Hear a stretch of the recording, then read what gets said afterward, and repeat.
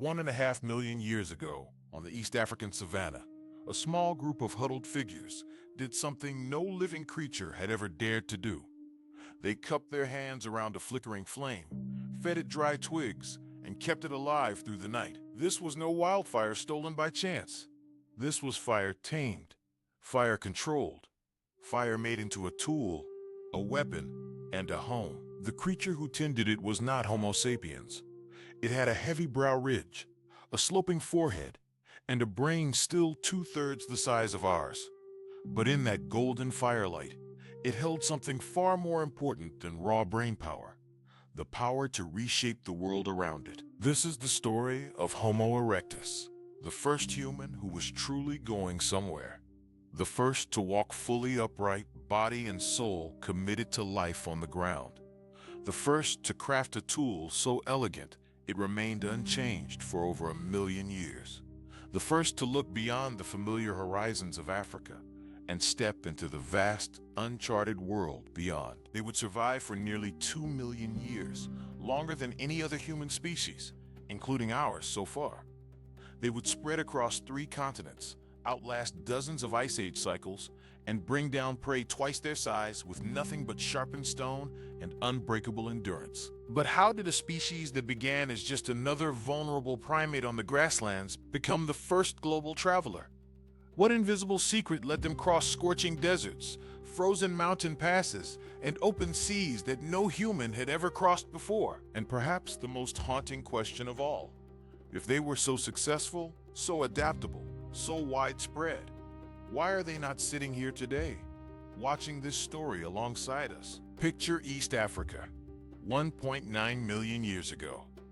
The dense woodlands that once sheltered our ape-like ancestors are shrinking, replaced by endless seas of golden grass. Food patches grow farther apart. Water holes vanish for months at a time. For creatures built for climbing trees, this is a slow death sentence. But for one lineage of early humans, this harsh new world is not a trap. It is a stage. Homo erectus did not look like the half-ape, half-human creatures that came before. In 1984, archaeologists near Lake Turkana in Kenya unearthed the most complete early human skeleton ever found, KNM-WT 15,000, better known as Turkana Boy. He was only 8 or 9 years old when he died, yet he already stood 1.6 meters tall. Scientists estimate he would have reached nearly 1.8 meters as an adult, taller than the average human male alive today in many countries. From the neck down, he is almost indistinguishable from a modern human. He had long, slender legs, perfectly proportioned for striding. His feet had high arches and forward-pointing big toes, built for absorbing impact over miles of walking. His pelvis was narrow and stable, his ribcage barrel-shaped like ours. Every bone below his skull screams one word: walking. Not the tentative, waddling bipedalism of Australopithecus, not the half-tree, half-ground compromise of Homo habilis. This was endurance walking. Purposeful, efficient, long-distance travel. Studies of human and chimpanzee locomotion show that bipedal walking uses roughly 75% less energy than knuckle walking the same distance, on a savanna where food and water were scattered dozens of kilometers apart. That difference was not just convenient, it was the difference between survival and extinction. A chimpanzee can travel 3 or 4 kilometers in a day and is exhausted. A fit modern human can cover 30 kilometers without special training. Homo erectus was the first species in our lineage to cross that threshold. When you can walk farther, you do not just survive better. You see more. You learn more. You discover new lands no member of your species has ever set foot in. But the transformation ran far deeper than just legs and feet. Their ribcage shape tells us their digestive tract had shrunk dramatically. A large, heavy gut is needed to process raw, fibrous plant matter. As that gut shrank, the human body made a high-stakes evolutionary bet. It took the energy it had once spent digesting food and poured it into feeding something far hungrier, the brain. Homo erectus started with a brain around 600 cubic centimeters, not much bigger than the largest Homo habilis specimens. But by the late stages of their existence, some individuals reached over 1,100 cubic centimeters. That is nearly double the volume. This is mosaic evolution in its most dramatic form. The body below the neck became almost fully modern, built for travel and endurance. The brain above the neck was still catching up, still growing, still rewiring itself for the skills that would define humanity. And one revolutionary technology would supercharge that growth faster than anyone could have predicted. If Homo habilis gave us the first stone tool, Homo erectus gave us the first design tool, the Acheulean Handaxe. Imagine holding one in your hand. Teardrop-shaped, perfectly symmetrical on both sides, sharpened all around its edge. It fits naturally into your palm. It looks less like a prehistoric artifact and more like something a skilled craftsperson might make today. Yet these were being made 1.7 million years ago, and they would keep being made in almost exactly the same shape for over 1.5 million years. Let that number sink in. 1.5 million years. The entire history of Homo sapiens, all 300,000 years of it, would fit inside that span 5 times over. Making a simple Olorgesailie chopper is impressive. You strike one stone with another, get a sharp flake, and you are done. Making an Acheulean Handaxe requires something entirely different. You have to visualize the final shape before you make the first strike. You have to plan dozens of blows in sequence, rotating the core stone with each hit, adjusting your angle and force to maintain symmetry. This is not just fine motor skill. This is foresight. This is abstract thinking. This is working memory holding a mental template in place while you execute a long, multi-step plan. Experimental archaeologists have spent decades trying to replicate these tools. Even with modern instruction, most people fail miserably at first. It takes months of daily practice to produce a clean, symmetrical handaxe. Each one requires roughly 50 to 100 precise strikes, and one wrong angle can shatter the core and ruin hours of work. But here is what makes the handaxe truly mind-blowing. The same basic design appears across 3 continents, from the southern tip of Africa, across the Middle East and Europe, all the way to the Indian subcontinent. Thousands of kilometers apart, populations that had no contact for hundreds of thousands of years were making tools that look nearly identical. It tells us that Homo erectus was not just carrying stones when they traveled. They were carrying knowledge. A cultural package so powerful, so well adapted to survival, that it traveled with them wherever they went, and persisted for longer than entire species normally last. The handaxe was the Swiss Army knife of the Paleolithic, a butcher's knife for slicing meat, a digging tool for uprooting tubers, a chopper for cutting wood, and a source of sharp flake tools for finer work. It may also have been a social signal, proof that its maker was smart, coordinated, and worthy as a mate or partner. Wherever Homo erectus walked, the handaxe walked with them, and it would walk farther than anyone could have ever imagined. There is one invention, though, that makes the handaxe look like a warm-up act: fire. The question of when humans first controlled fire is one of the fiercest debates in paleoanthropology. At Wonderwerk Cave in South Africa, microscopic ash and burned bone fragments buried in 5 million-year-old sediments prove that Homo erectus was tending fires deep inside a cave, sheltered from wind and rain. By 800,000 years ago, controlled fire was a standard part of Homo erectus life from Africa to China, and cooking changed everything. Harvard anthropologist Richard Wrangham's cooking hypothesis lays out the logic clearly. Raw food is hard to digest. It takes hours of chewing and enormous amounts of energy to break down raw meat and fibrous plants. Cooking pre-digests food outside the body. It breaks down tough fibers, kills parasites and bacteria, and makes calories far easier to absorb. Cooked food delivers roughly 30% more usable calories than the same food raw. For a species with a shrinking gut and a rapidly growing brain, this was not just a nice upgrade. It was the energy source that made every other advancement possible. Your brain today uses about 20% of your resting calories, a wildly high percentage for any primate. Without cooking, that brain simply cannot be fueled. Homo erectus was the first species in our lineage to cross that threshold, the first to externalize digestion, to let fire do the work their stomachs no longer could. The evidence is written all over their faces. Earlier hominins had massive jaws, huge cheek teeth, and powerful chewing muscles built for grinding raw food. As cooking became common, those features shrank. Jaws got smaller, teeth got more delicate. the face flattened and pulled back. But fire did far more than cook food and reshape faces. It extended the day. For hundreds of millions of years, all primates had been strictly diurnal, active during the day, hiding and sleeping at night. Fire changed that. Around the campfire, there was light, there was warmth. There were hours of time that had never existed before. Time not spent foraging, not traveling, not hiding from predators. Time to socialize, time to teach, time to bond. Some anthropologists believe this is where human social life truly began. The hearth as the first center of community, the first place where skills were passed down, where experiences were shared, where the group became more than just a collection of individuals traveling together. Fire was also a weapon and a shield. Lions, hyenas, and saber-toothed cats all fear flames. A single campfire turned a vulnerable group of sleeping humans into something predators avoided. For the first time, humans could sleep safely on the open ground, with no trees required for refuge. That alone opened up half the world to them. And perhaps most importantly, fire was portable. You could carry a smoldering ember with you, wrapped in damp moss or inside a hollow bone. You could take it into new lands, into cold climates, into places where humans would otherwise freeze to death. But fire was not just a tool, it was a superpower. And Homo erectus was the first species on Earth to wield it, with fire, with hand axes, with bodies built for distance. Homo erectus crossed another threshold. They stopped waiting for someone else to make the kill. Homo habilis had been a scavenger, clever, brave, but still arriving after the lions and hyenas were done, picking at scraps left behind.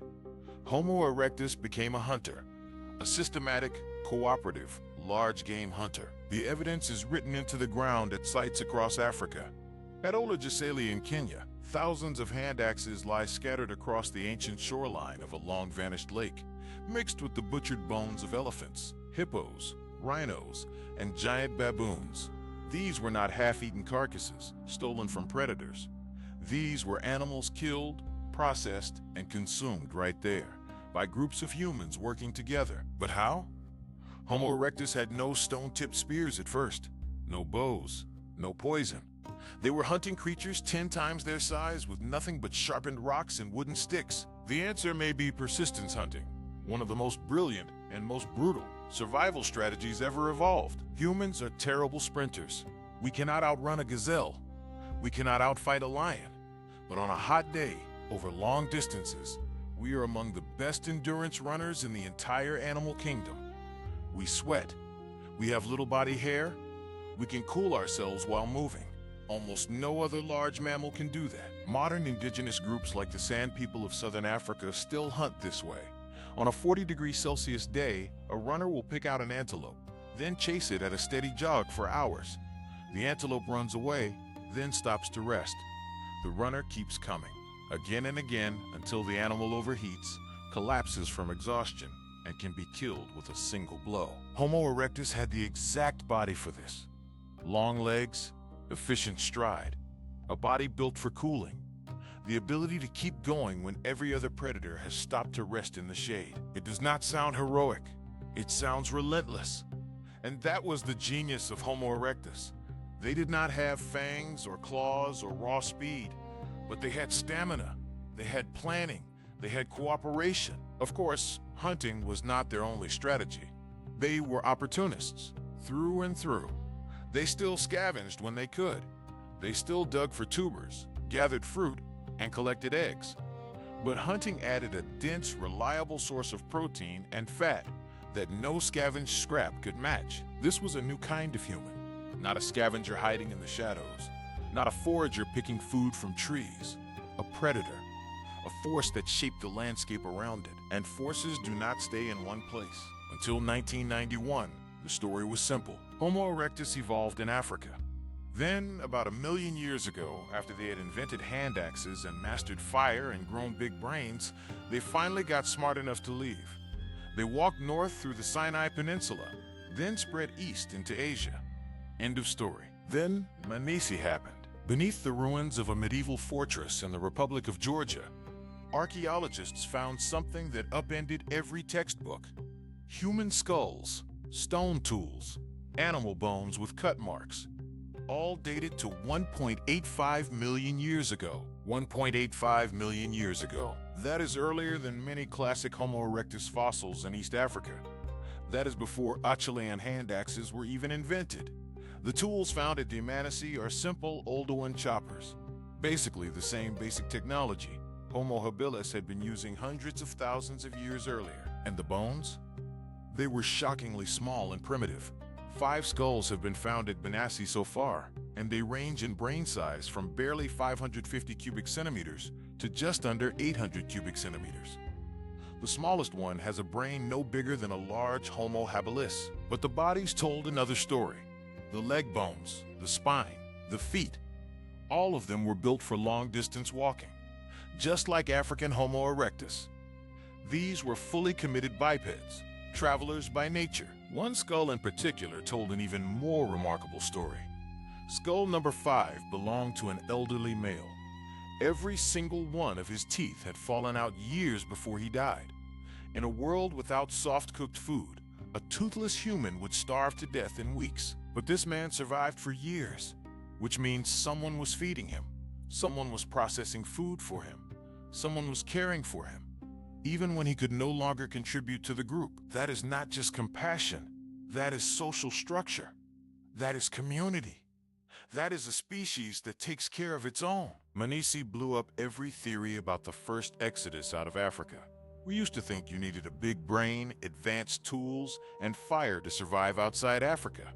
Dmanisi says no, you just needed to go. These were not colonists with a grand plan. They were not explorers on a mission to see the world. They were probably just groups moving a little farther each generation, following herds of game, searching for new water sources, expanding their territory a few kilometers at a time. But step by step, kilometer by kilometer, generation by generation, it adds up. From the Caucasus, they spread east, across the Central Asian steppes, down through the Indian subcontinent, all the way to Java, where Java man was discovered in the 1890s. The first Homo erectus fossils ever found. Others moved north and east into China.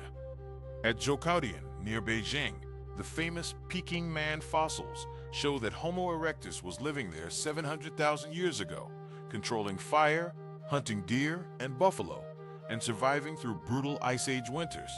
The cave has ash layers over 6 meters thick, proof that fire was tended there, generation after generation for hundreds of thousands of years. In less than 1 million years, Homo erectus went from an exclusively East African species to a species that spanned from the edge of Western Europe all the way to the islands of Indonesia, from the Atlantic to the Pacific. No human had ever done that. No primate had ever done that. Almost no large land mammal had ever naturally dispersed that far, that fast. They did not have maps, they did not know where they were going, they just kept walking, and in walking they became the first global humans. What was daily life like for these first global travelers? Popular culture often imagines prehistoric humans as lonely, grunting cavemen, fighting each other for every scrap of food. But Homo erectus almost certainly lived in complex, tight-knit social groups. The evidence is written all over their bones. The toothless old man from Dmanisi is just one example. The shared hearths, the cooperative hunting of large games, the knowledge required to make handaxes. None of these things are possible alone. Homo erectus groups were probably extended family units, maybe 20 to 50 people. They moved with the seasons, following game and ripening plants, returning to familiar waterholes and sheltered caves. Children were cared for, the elderly were supported, the sick and injured were helped. One of the most revealing changes was the slowing of childhood. Turkana Boy's teeth showed that he matured faster than a modern human child, but much slower than a chimpanzee. A chimpanzee is fully grown by age 12. A modern human takes nearly 20 years. Homo erectus was somewhere in between. A longer childhood means more time to learn, more time for the brain to grow and wire itself, more time for adults to teach skills and survival knowledge. It also means more burden on the group. Children cannot feed themselves for years. They need protection, provisioning, and constant care. That care likely came from more than just mothers. The size difference between males and females shrank dramatically compared to earlier hominins. In species where males fight fiercely for mates, males are much larger than females. In species with pair bonding and shared parenting, the sizes are much closer. Homo erectus falls firmly in the second camp. Many anthropologists believe this is when human pair bonding evolved, when hunting large game became central to survival. Males who stayed and provided for their offspring did better than males who wandered. Fathers who brought back meat and helped protect the group had more surviving children. This was the foundation of human family structure, and it was built step by step by Homo erectus. And here is the question that haunts every anthropologist who studies them. Did they have language? We will never have a tape recording. But we have clues hidden in the bones. The shape of their thoracic vertebrae shows that their spinal canal was wider than apes, carrying more nerves to control the muscles of breathing. Fine control of breathing is essential for speech. The hypoglossal canal, which carries nerves to the tongue, is also larger than in earlier hominins, suggesting more precise control over the muscles of the mouth and throat. This does not mean they had full complex language with grammar and syntax and thousands of words. They almost certainly did not, but they likely had something far more sophisticated than the grunts and hoots of chimpanzees. Something with shared sounds, shared meaning, enough structure to teach complex skills and coordinate hunts. Whatever form their communication took, it was powerful enough to carry a culture across 3 continents. Powerful enough to preserve a technology for 1,000,000 years. Powerful enough to hold groups together through ice ages, deserts, and mountain ranges. They may not have had words as we know them, but they had culture. And culture is what makes humans unstoppable. Let's put their success in perspective. Homo erectus first appeared in Africa roughly 1.9 million years ago. The last known population survived on the island of Java until perhaps 100,000 years ago. That is 1.8 million years of existence. Compare that to Homo sapiens. We have been around for maybe 300,000 years. Agriculture and settled civilization? About 10,000 years. Written history? About 5,000. Homo erectus outlasted us by a factor of 6. They survived dozens of major ice age cycles. They adapted to tropical jungles, temperate forests, frozen steppes, and arid deserts. They outcompeted other human species. They spread farther than any primate before them. So why are they gone? The answer is both simple and profound. They did not exactly disappear. They evolved. Evolution does not work like a straight line where one species suddenly turns into another. It works like a bush, with populations splitting, changing, and diverging over time. In Africa, populations of Homo erectus gradually transformed into Homo heidelbergensis, a larger-brained species that would later give rise to both Homo sapiens and the Neanderthals. In Europe, early Homo erectus populations evolved into Homo antecessor, and eventually into the Neanderthals, the stocky, powerful Ice Age humans who would rule Europe for hundreds of thousands of years. In East Asia, the story is murkier. Populations of Homo erectus lived in relative isolation for hundreds of thousands of years, evolving their own unique features. Some of them may have evolved into the mysterious Denisovans, a species we know almost entirely from DNA and a handful of bone fragments. Others just kept going, surviving as pure Homo erectus long after their cousins elsewhere had evolved into something new. Homo erectus was the trunk from which almost all later human species grew. But there is a darker side to the story too. The last Homo erectus populations on Java were isolated, small, and vulnerable.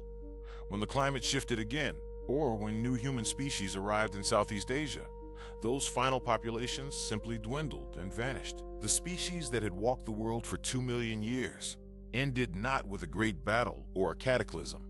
It ended quietly.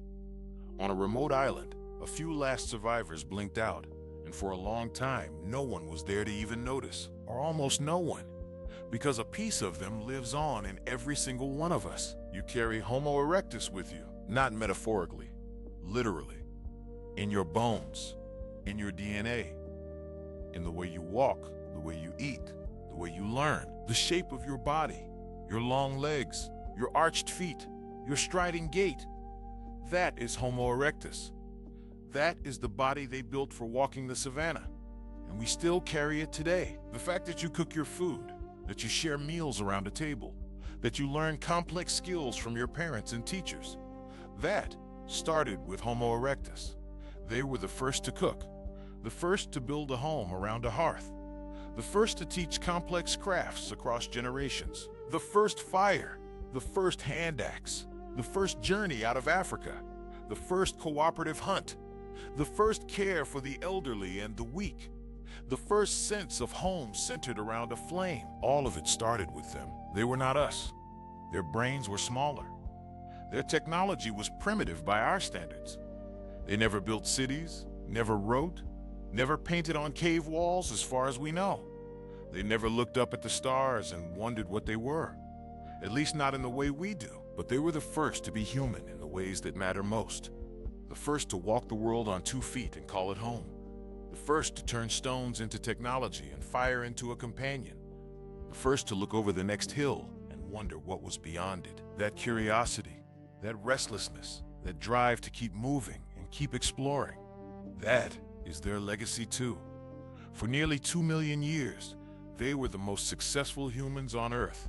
And everything we have become, every civilization, every science, every journey to the poles and to the stars, rests on the foundation they built, one step at a time, walking out of Africa and into the world. The next time you hold a knife or light a candle or take a long walk under the stars, remember, you are continuing a journey that began 1.9 million years ago. A journey that started when one species stood up, looked out at the horizon, and decided to keep walking. Homo erectus was not the end of the story. They were the beginning of the global story. From their lines would come Neanderthals, Denisovans, and eventually us, Homo sapiens, the species that would finish the journey and cover every corner of the Earth. But we would not have gotten there without them. The first travelers, the first fire tenders, the first humans who dared to see what lay beyond the next river, the next mountain, the next horizon. They walked so that we could fly. Thank you for joining us on this journey through prehistory. If you found this story of our first global ancestors as fascinating as we did, please like and subscribe for more deep dives into the hidden history of humanity. There are so many more stories waiting to be told, stories of the species that came before us and the ones who walked beside us. Hit the bell so you won't miss the next chapter. And as always, keep wondering.